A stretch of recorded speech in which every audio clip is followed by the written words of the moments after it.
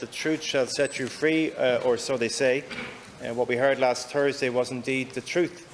And we can only pray that the truth has indeed begun to set the families of the 48 free. Free from the campaigning, the meetings, the closed doors, the trauma, the criticism, and the lies. Free from 43 years of seeking the truth.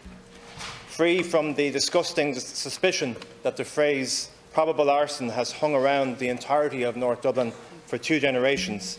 Free in the knowledge that the souls of the 48 or 49, including Caroline Carey's unborn baby, can indeed now rest in peace and rest in freedom. Growing up in North Dublin, the Stardust was an open wound that never healed. Spoken about in hushed tones, the very word Stardust reminded us of unspeakable horrors.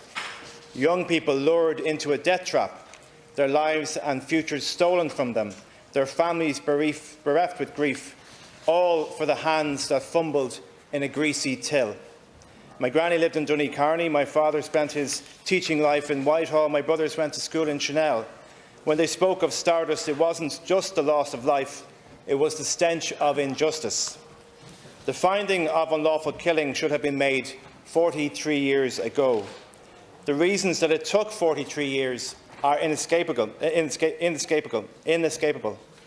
was because of where the fire took place and the background of many of those who attended. A prominently working-class community where lives just weren't as important. It is an insult to the very concept of a republic that anyone should live a second-class life or die a second-class death, but it is an undeniable truth. And in this chamber, the symbol of that republic, on this day of all days, we must speak the truth, because the truth shall set you free. None of us can possibly comprehend the loss of a child in a fire. To know that your child or sibling or parent could have escaped if the exit doors weren't hampered is a heartbreak. To learn that the immediate tribunal findings were of probable arson and that the owner of the nightclub was the one to get compensated would surely push you over the edge. And many were pushed over the edge. In his book, They Never Came Home, which I must have read 10 times, Neil Feddison and Tony McCullough write of those numbers outside of the 48, those who succumbed to the darkness in their minds caused by their loss or by their experiences, who didn't make to see this day. Our hearts break for them and for their families today. The truth, we hope, has set you free. We must reflect on that darkness within Irish society that thinks the worst of those who need us to hear the truth, but also a society that thinks the best of those who wear a suit and tie and lie.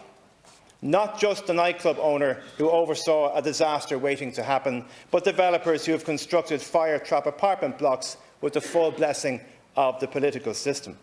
We have to ask about those second-class lives who are still not worthy of the truth, or those other cases of injustice from those from the wrong sides of the track. I'm thinking today, for example, of the family of Terence Wheelock, a healthy young man who walked into Store Street Garda Station almost 20 years ago, but came out in a coffin. Those things just don't happen to middle-class men.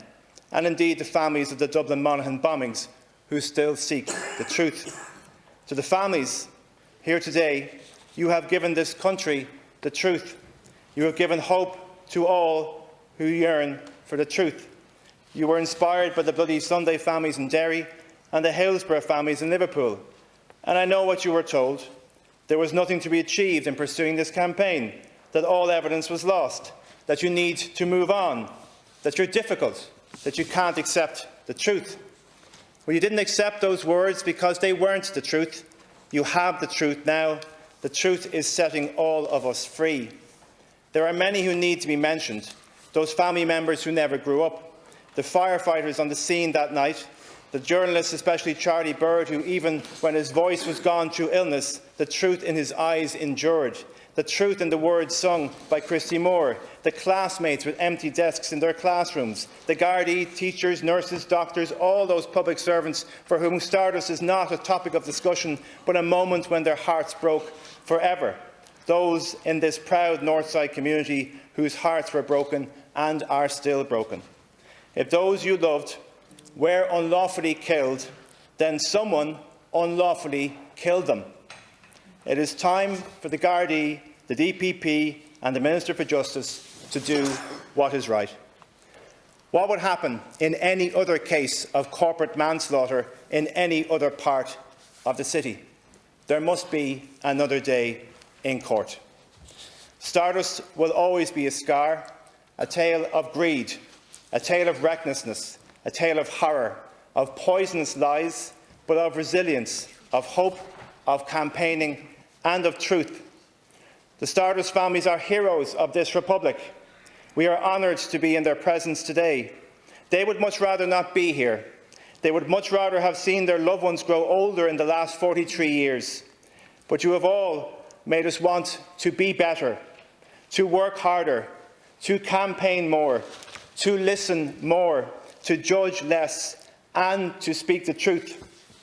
The truth, we hope, has set you free and set free the souls of Michael, Richard, Carol, James, Paula, Caroline, John, Jacqueline, Liam, Michael, David, Thelma, Michael, Josephine, Michael, Robert, Brian, Eugene, Myrta, Martina, Mary, Robert, Mary, Margaret, Sandra, Francis, Maureen, Paula, Eamon, George, Marcella, William, Julie, Teresa, Gerard, Caroline, Donna, Helena, James, Susan, David, Kathleen, George, Brendan, John, Margaret and Paul.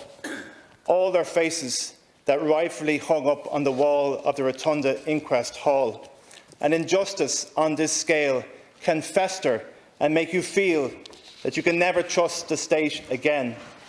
But earlier I saw a rose in the gallery, and from this darkness maybe something can grow. Truth and hope. Truth will always set us free.